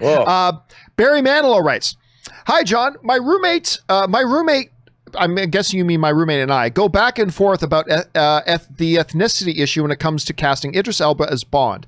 It doesn't bother him, but even as great as Elba is as an actor, I dislike revising iconic characters. Could this also be a generational thing? Well, here's the thing. This is what I say. I don't know that it's a generational thing. Here's the thing. What do you mean you don't like revising characters? Did you like Daniel Craig's Bond? Because he was a revision. He was a definite revision. He was so much of a revision that when they cast Daniel Craig, the internet exploded with a lot of people forget about it now, but before hashtag release a Snyder Cut, there was Craig not Bond. Do you guys remember that? There was this big campaign, Craig not Bond. James Bond isn't supposed to have that color hair. James Bond isn't supposed to have that dimple.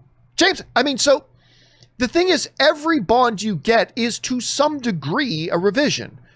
The question is, what revisions are you comfortable with and what revisions are you not comfortable with? Look, to me, it all comes down to this. I am totally fine revamping the ethnicity of our current understanding of a character anytime, as long as it doesn't interfere with a core essential aspect of who the character is. For example, like Batman, to me, Bruce Wayne becoming the Dark Knight vigilante protector of Gotham, like this gritty, whatever. The fact that he comes from a place of rich white privilege, I think, is a key essential piece of DNA to who and what Bruce Wayne is. I think that aspect to who the Bruce Wayne character is key and essential. So if you ever were to put to me, would I be cool with, say, bringing in an Asian Batman or an Asian Bruce Wayne or a black Bruce Wayne? I'm okay with it, but I personally wouldn't do it because I believe that Bruce Wayne, coming from that place of rich white privileged background, is essential and core to understanding the juxtaposition of Bruce Wayne and who the Dark Knight is. But if a character, comic book, novel, traditional, whatever, if their ethnicity is not a core, essential, fundamental thing to who and what that character is, then I really don't care if he has blonde hair instead of dark hair. I don't care what the pigmentation of his skin is. I don't care about any of that.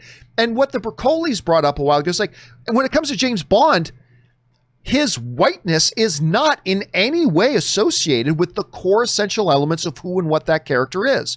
Him being white or black is kind of irrelevant to who and what the character is. And I think that's the case with 95% of characters. Not all of them, but I think about 95% of characters. And so to me, that's why, yeah, go for it. You want to make Idris Elba Bond? Do it. You want to make Henry Golding Bond? Go for it. You want to make Henry Cavill Bond? Go for it. I mean, I don't care because the ethnicity of the character is not a core essential to the deep DNA issues of what makes that character who he is. Being white or black, blonde or dark hair, none of that speaks to the personality and the core essential elements of who Bond is. And so that's why I'm cool with it. So I think you just got to accept that every new Bond is going to be a revision to some degree. The question is, which revisions are you comfortable with? Rob, you are by far, out of the two of us, the bigger Bond fan than I am. So how would you respond to that stuff? Well, first of all, I mean, James Bond is a literary character, you know, and he's based, it was a Cold War character created by Ian Fleming, and we've seen Bond for a very long time, the way he has been portrayed in the novels and the films.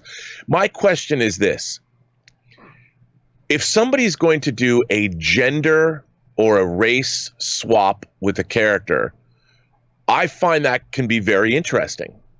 However, I think they need to incorporate that gender swap or that race swap in a unique way that accentuates or adds to the character, or at least to our understanding of that character. So like if you were to make James Bond black, what would be the ramifications of a black James Bond? Would James Bond ever have to deal with racism in his job? And if so, could we incorporate that into the story that's being told? Because otherwise, if you're not adding to the mythology by utilizing the actual swapping of the race, if the race is just swapped, it's like, well, why did you do that? You're now showing us a black James Bond instead of a white James Bond. How does that affect the character of James Bond? That makes the story interesting. Or if you want to have a female James Bond, how would a female James Bond be different as a character because she's a female than a male James Bond? Like, I'll tell you, John, if somebody gave me a female James Bond and you gave her the same voracious sexual appetite that our male James Bond had, how would that fundamentally change the character? If a female James Bond character has no problem sleeping with men, women, whatever, and then killing them the next day or whatever, how would people feel about that? I don't think they would dig it as much as if they see a man, but maybe they would. I certainly would. But you would fundamentally be, if you're not going to delve into those aspects of the character, then doing a gender or race swap is not the right thing to do. See, I'm on the opposite side of the coin there, because I would think that go ahead and do it as long as it doesn't affect the character. See, that's why I'm with I keep wanting to call them the Broccolis. Until you corrected me, I always called them the Broccolis, the Broccolis. That's why when Barbara Broccoli came out and said, no, James Bond could not be a woman, because that is just too different from who the character is, because the very fact that Bond is male is so intricately interwoven with who and what that character is. See, to me, It's about if making the change doesn't change the character that fundamentally. So like Daniel Craig has lighter colored hair than Roger Moore did. That doesn't change who the character is. It doesn't change the character at all. If you got an Idris Elba and whose skin pigmentation is a different color than, say, Roger Moore's skin pigmentation, does that necessarily have to affect the core of who that character is? And I think the reason why I'm okay with that is because I don't think it does change it all that much. But I think that, if you're gonna do that swap, I think you need to do something that makes that swap. Like, how would a black James Bond differ from a white James Bond? And if you're not going to address that issue, then I think by swapping the color of the character, you're sort of doing a disservice to actually swapping the color of the character. Because, I think it would be interesting to incorporate the differences between a black character and a white character. It makes the character interesting. Otherwise, why do the gender swap in the first place? Unless you're going to allow, I think that a gender swap or a race swap should then accentuate the character and add to the character's mythology. Just like if you did the reverse, Shaft, for instance. If you turned Shaft from a black character into a white character, I don't think he'd be that much more. I don't think he'd be fun. Well, yeah, but I mean, that goes directly to my thing about like Shaft being black is an essential core DNA part. It speaks to who and what the character is, right? I know. That's why I don't think that one does. Whereas like a James Bond character, him being Caucasian, I don't think speaks directly to the core DNA of who that character is.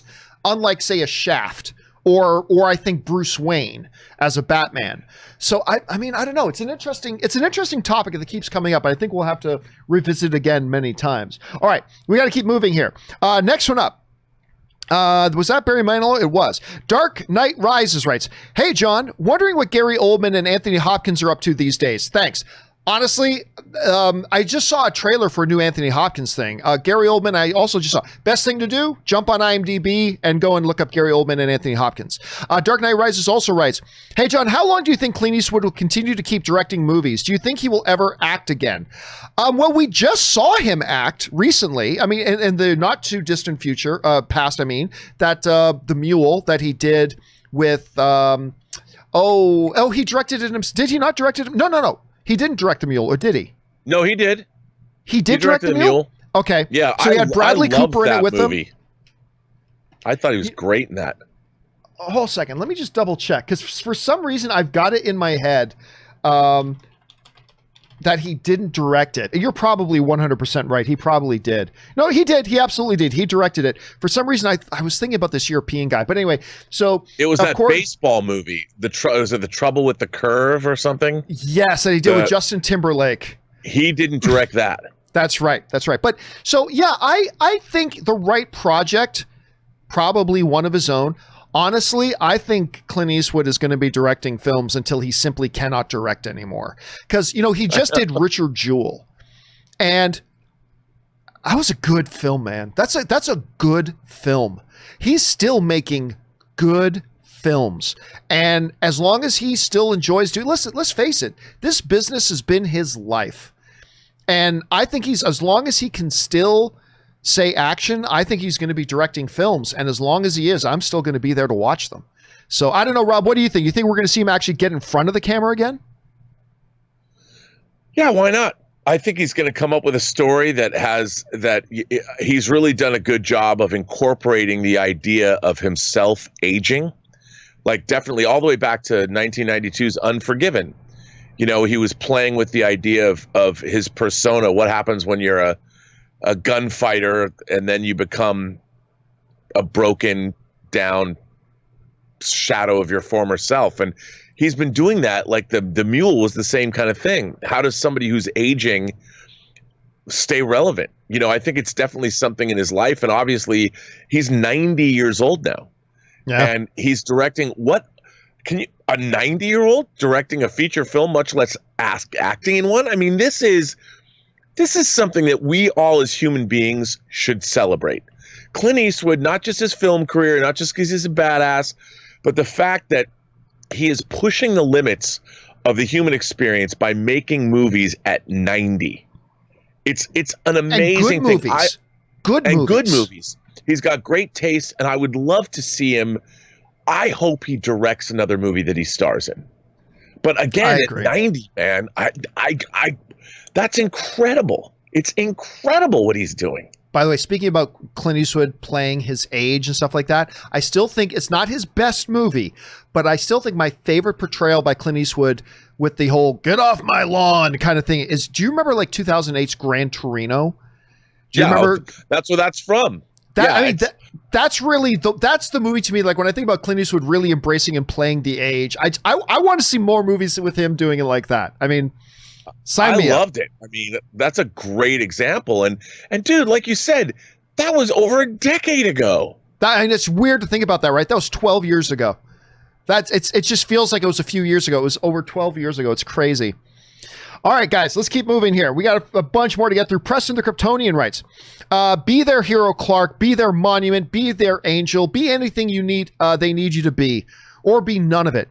You don't owe this world a thing. You never did. This quote is part of what makes Batman versus Superman great. I love both the Jonathan and Martha Kent iterations in these new films in the DCU. I love them.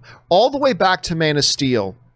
Like, Clark, just close your eyes. Just hear my voice. You're alone in the ocean. Blah, blah. You know, everything about her. But that one thing that she says to him, I thought really spoke so much to it. It is one, honestly, to me, it's one of the best moments, Rob, in Batman versus Superman. Be their hero, be their angel, be anything they need you to be. Or be none of it. You don't owe this world anything. And I think that's not her trying to dissuade Clark from being the hero. What it emphasizes is that this is a choice that he chooses. He's not obligated to do anything. He doesn't have a built-in genetic thing that says, I have to protect her. It is the fact that this guy, the Superman, he chooses this. He's chosen this world as his home. He's chosen these people as his people, and he chooses to be that for him because that's his moral compass. And I think that one line spoke so much to what both Pa and Ma Kent instilled in him, the moral compass. But now this is your choice, Clark. You choose what you want to do. We're not going to tell you what you need to be and do. We raised you the best we could, but it's your choice. And I just think that scene, I actually get goosebumps thinking about it. The hair on my arm is standing up thinking about it. It's just, I think, not just a beautiful scene, Rob, but I think it's a scene and a line. This is what the best lines of dialogue do, Rob. Great lines of dialogue speak to the totality of a narrative.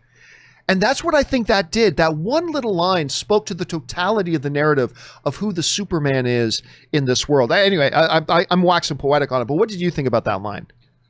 It's a great line, you know, and again, a lot of people, I think, John, it's part of the reason people actually object to Man of Steel, because, you know, everyone's like, Superman's here, and Glenn Ford's, I know you're here for a reason, you know, you're supposed to be here. I love the idea that you flip the script on that and say, you don't owe these people anything.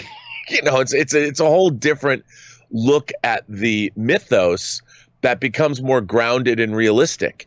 And it also, when he chooses to, it puts it's not your dad telling you have to do something. It's your mom telling you that you don't. And you then make the choice. It makes you just as noble as if your father told you to do it. When your mother tells you maybe you don't have to, but you choose to do it instead. She gives you the option of not having to take the weight of the world on your shoulders, which makes Superman an even more noble character in my mind. Right. I agree. All right. Next up, we've got Val B, who writes, "Hey, John, longtime Belgian fan since the AMC days. Thank you so much, Val. Thank you for all your daily content and hard work. Since you're very fond of masterful storytelling, I highly recommend Damages with Glenn Close.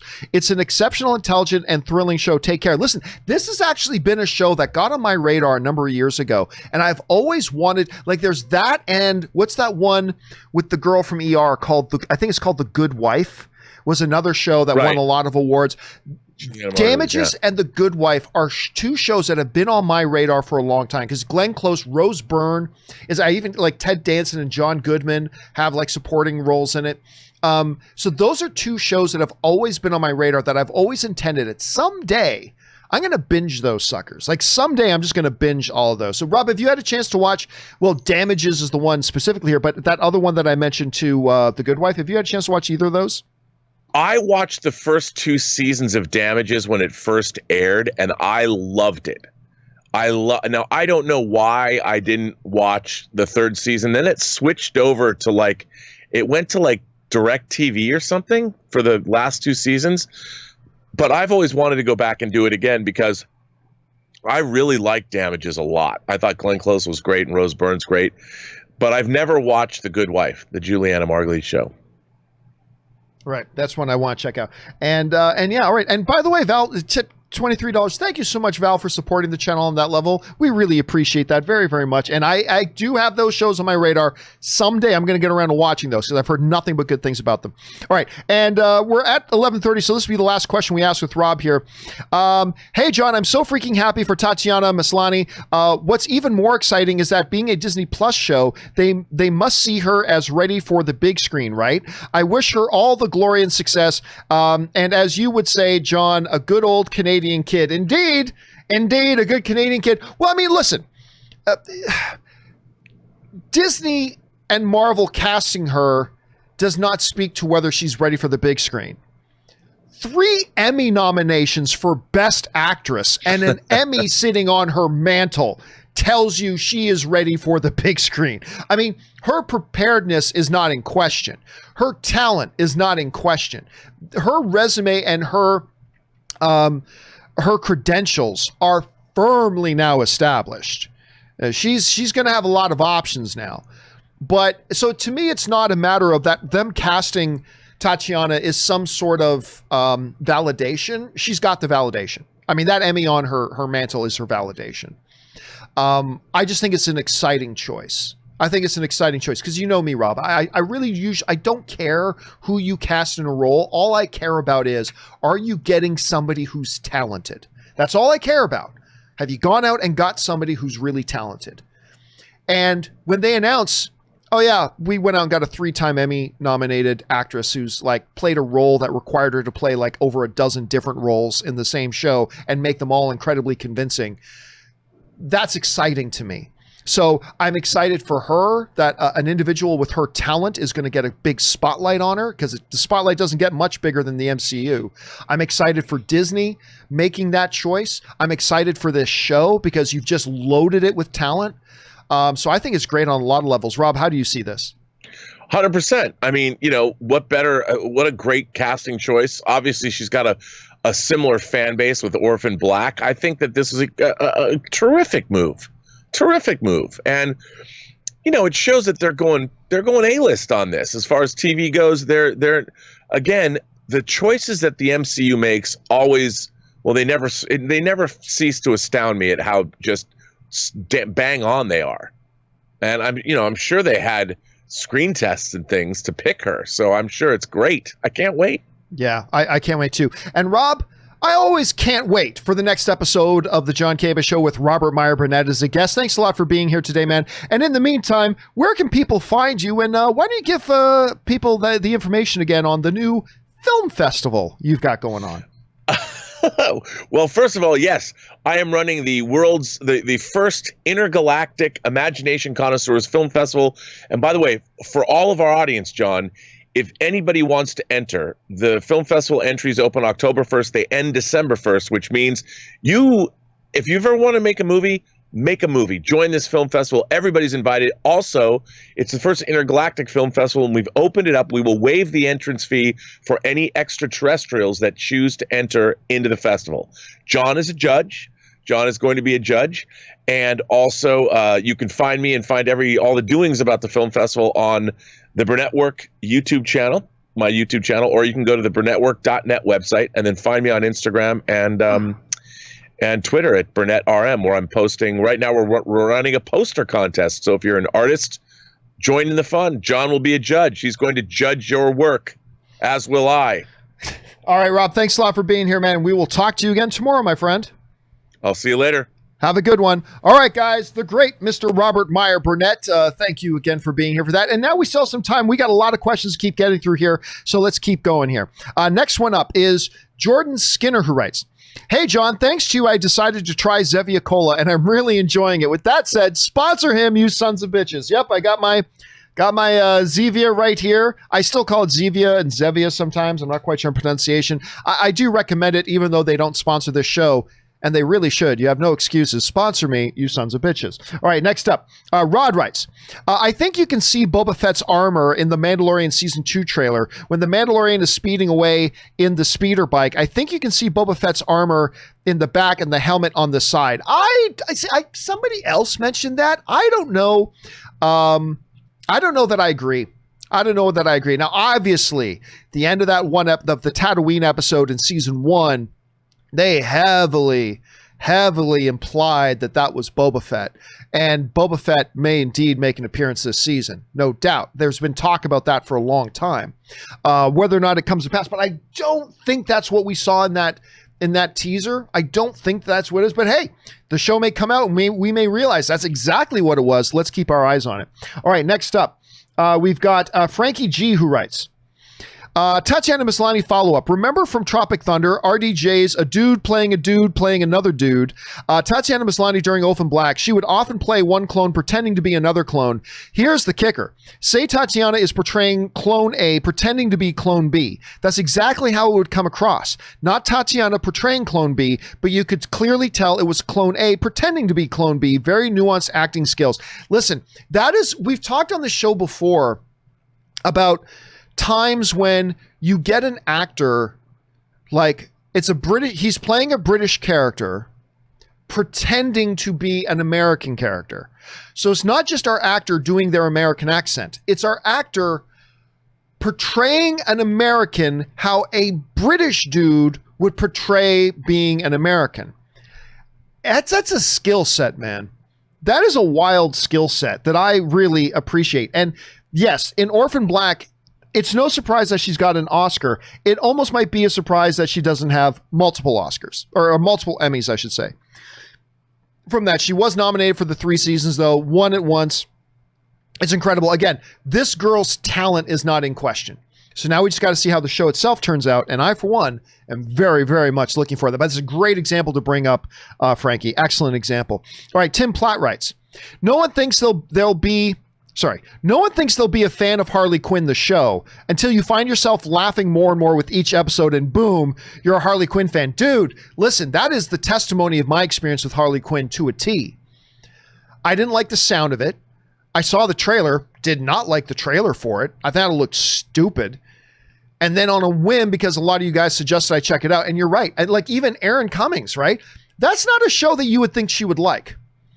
But I recommended it to her and Tom's a geek, so I knew he'd be a little bit more inclined. But I recommended it to her and Tom, and now they're hooked on it. I mean, that just seems to be the experience of most people. Once you try Harley Quinn, the animated show, it surprises you, man. I'm never cease to be surprised by just how funny that show really is. All right, next up, Caleb writes, Hey, John, I was wondering which character from Birds of Prey, except Harley, would be most interested in exploring further, maybe in an HBO Max show. My pick is Huntress, would be down for a show about a young female assassin in crime-ridden Gotham. Thanks. Here's the kicker. Under normal circumstances, I may be inclined to agree that, you know, Huntress would be a great idea to see as a character. Right? Under normal circumstances, I would agree. The problem is, I thought they botched, and you got Mary Elizabeth Winstead playing it, who I love Mary Elizabeth Winstead. So great casting, but I thought they botched that character so badly that I don't have any interest in seeing. Now, a Huntress incarnation, interested in. An incarnation of Huntress, I'd be interested in. That particular incarnation of Huntress, no thank you. Nope. I really thought they botched just about every character. I even didn't think they did Harley Quinn much justice. Don't get me wrong. Birds of Prey has its moments. And I know there are more people who like it clearly than I do. And that's great. It's all subjective.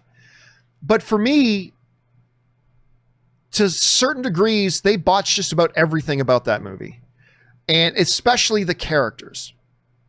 And I can honestly say, other than Harley Quinn, I don't think there's a single character I'm interested in seeing them explore more or doing more with. But so that's just me. Otherwise, Huntress, yes. That Huntress, no, they already ruined that character, unfortunately. All right, an anonymous viewer writes, when New York and LA theaters reopen, and for the latter, that time may indeed be imminent, I think we can expect Tenet's box office numbers to skyrocket. I don't know if the phrase skyrocket applies, but I do expect to see an uptick. Yeah, like when Los Angeles and New York, and for the most part, the state of New York and the state of California can open, yes, you are going to see an uptick. Will it double in box office overnight? No, I don't think so. I don't know if skyrocket is applicable. Increase? Yes. Improvement? Yes. Skyrocket? I don't know about that. I hope you're right, though. I hope you are right, Anonymous. All right, Orange Hand writes, let's say Disney/Lucasfilm choose to write and film the entire sequel trilogy at once, a la Lord of the Rings. Should they have had a single director for all three or have three different directors? Are there benefits and drawbacks to each approach? There are definitely benefits to changing directors.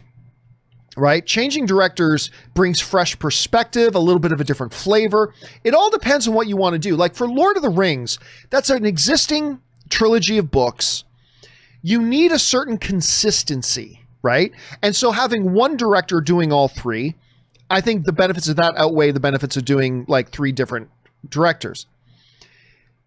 You could absolutely do, if you're going to do a trilogy all at once, and I think that would have been a neat idea, probably a better idea for Star Wars, because it would have ensured that you had a laid out plan for all three films, understood how they connected. And since they're not based on pre-existing material, it would be really great to have three different directors. And because you then have them all involved, like they can consult with each other over on film one, and they can all consult with each other on director number two and their movie. And then they can all consult with director number three on his or her third movie. I think it would be great. Now, again, all the benefits of having one director are all there at the same time. But I think it would have been very cool to have a single laid out story, the three films, and then each chapter told with a slightly different voice.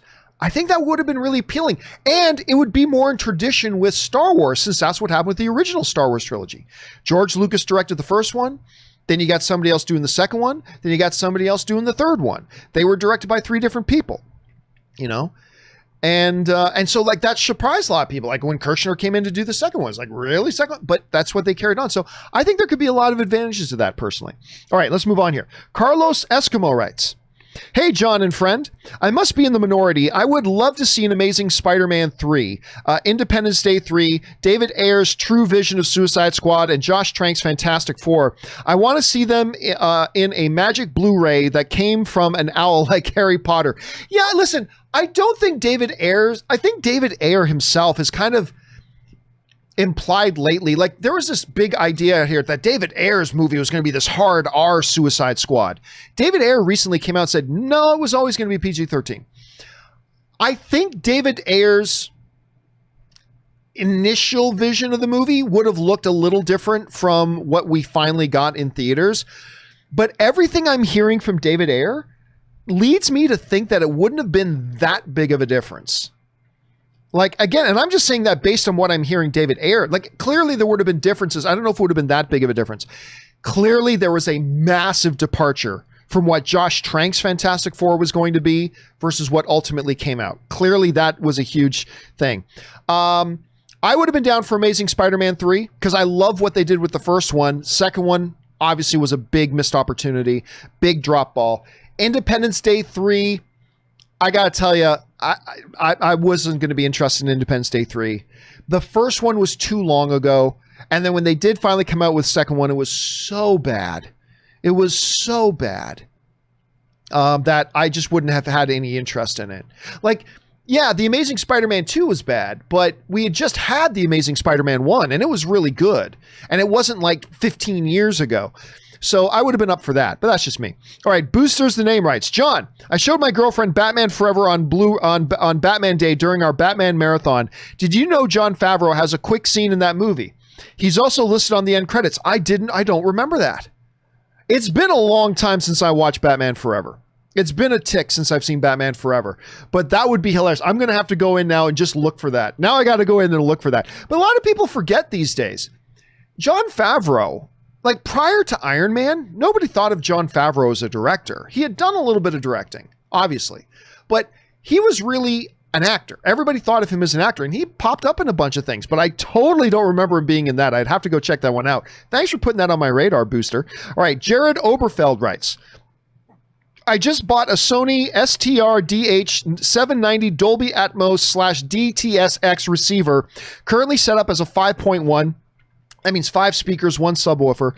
The rest of the speakers will be bought at a later time. The opening of Saving Private Ryan made me feel like I went to war. Yeah, man, listen, Saving Private Ryan, the sound design in Saving Private Ryan is absolutely nutty. Like, the sound design in Saving Private Ryan is absolutely nutty. That opening scene, listen, war sucks. There's no such thing as glorious war. War sucks. No movie ever made me feel the suckiness of war like the opening to Saving Private Ryan. Like, if you know anybody that thinks war is great, go watch the opening to Saving Private Ryan. War ain't great. Yeah, which just makes me appreciate servicemen and women even more. When you realize the suckiness of war, it makes you appreciate servicemen and women even more. But yeah, the sound design of that scene, that must be incredibly immersive. All right, thanks for sharing that, Jared. All right, Jack Dries writes, saw Tenet for the 3rd time this Sunday. Found a screening in the U.S. with subtitles. Nice. For those in the Massachusetts, which is a weird sounding word, man. That's Canadian. I would never understand how you wrote that. New England area. AMC Methuen 20 is doing a couple of subtitle screenings per day. There are other cinemas doing it too, and this is one of them. Brilliant idea. Seriously, doing a Tenet, if I had the option of going to a Tenet screening with subtitles, I'd totally go for it. By the way, a buddy of mine who went with me to see Tenet when I went to go see it, a friend of mine, Soul, came with me. He went to go see it at the drive-in the other night. It was his second viewing. And he went to a drive-in screening, and he actually said that the sound was actually much better in a car. He said he could actually understand more of the dialogue this time around than before. And so for him, it made for a better experience. So hopefully, Jack Dries, that'll become a popular thing. And hopefully when they open up more theaters in LA, they'll offer subtitled options, because I'd be down for that. I would love to see it again with subtitles on. I would love it. All right, Nate Dogg writes, what's your most cringeworthy moment in a movie? For me, it's the dance in Spider-Man 3. That always gives me the willies. That one scene destroyed the whole movie for me. I don't know that there's no such thing for me as any one moment that destroyed an entire movie for me. Like, a movie is made up of many, many parts, right? And no matter how bad one single part is, it alone cannot ruin a movie for me. One of the most cringy moments in any movie I've seen, and again, this isn't information I carry around with off the top of my head, so I'm sure there's lots that would be worse than this one if I thought about it, but one that stands out to me was the teeter-totter scene in Daredevil, the Ben Affleck, Jennifer Garner Daredevil, which also had Jon Favreau in it, by the way. That scene was so bad that I am in the minority. I still to this day will argue till I'm blue in the face that Daredevil movie is a good, fun movie. I like Daredevil. Screw it. I don't care what you think. I like that Daredevil movie. I thought it was a load of fun.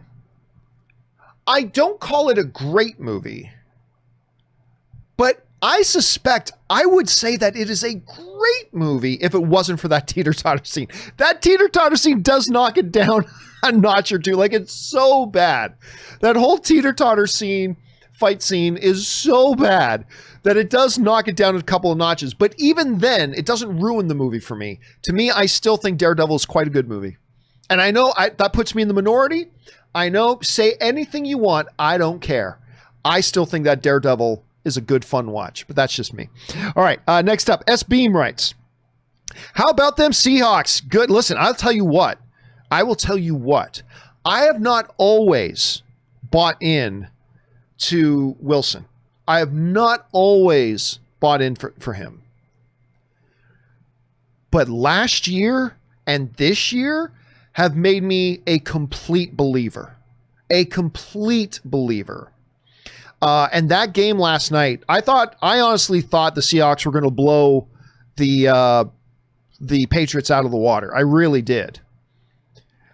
But that was a good competitive game that came down right to the last play, which was I don't understand the play call in the last play of the game. But anyway, how about them Seahawks? That was a good game. Glad to watch my Chargers play really well. A close game there too. Vikings, which is where I live now, not so much. Their defense is hurting. How do you feel about the first 2 weeks of the football season this far? I'm loving the NFL so far this year.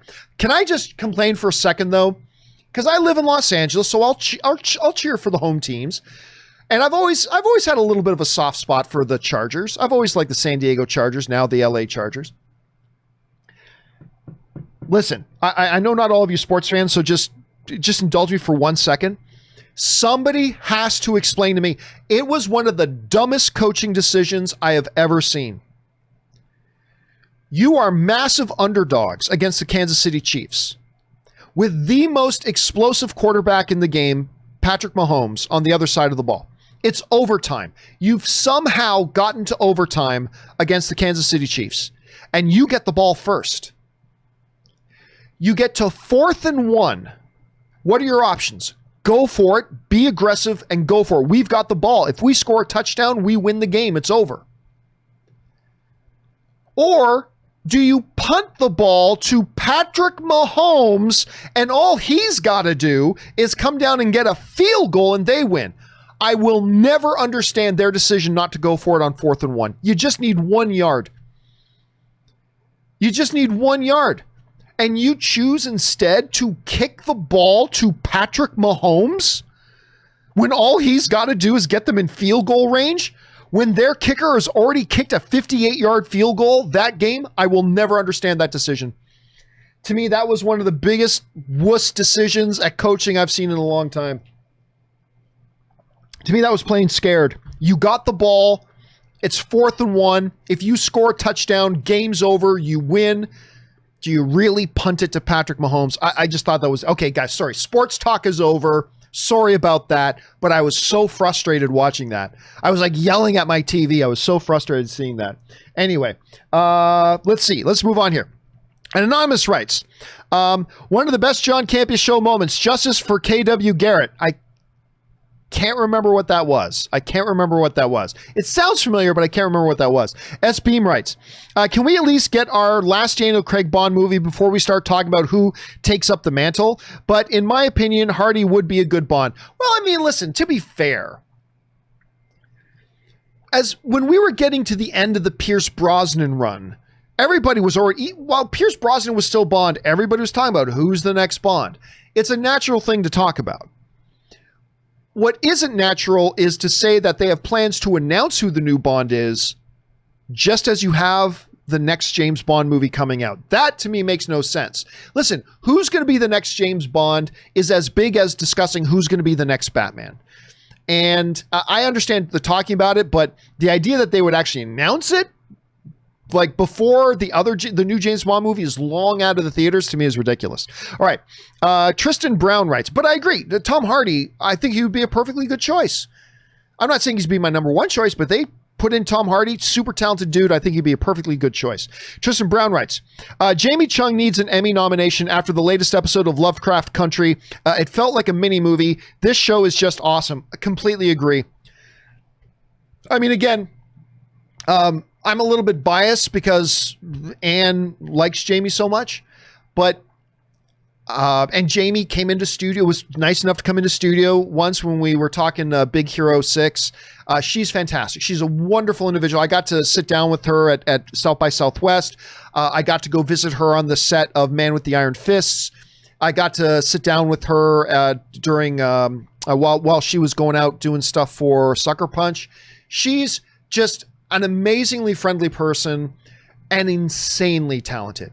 And again, I think what we got to see her do last night, there's a scene last night where she's talking about, we don't have to be the monsters. We get to choose to not be the monsters. If you saw the episode, you'll know what I'm talking about. That she got to showcase a level of her acting ability that I didn't think she would be given an opportunity to showcase outside of a little indie film. Like she did this little indie film, I talked about it earlier, called Eden, that I thought was fantastic. And her performance in it made me a believer that not only is she, you know, somebody who my wife happened to know casually, it's not just, oh, she's great in these little things.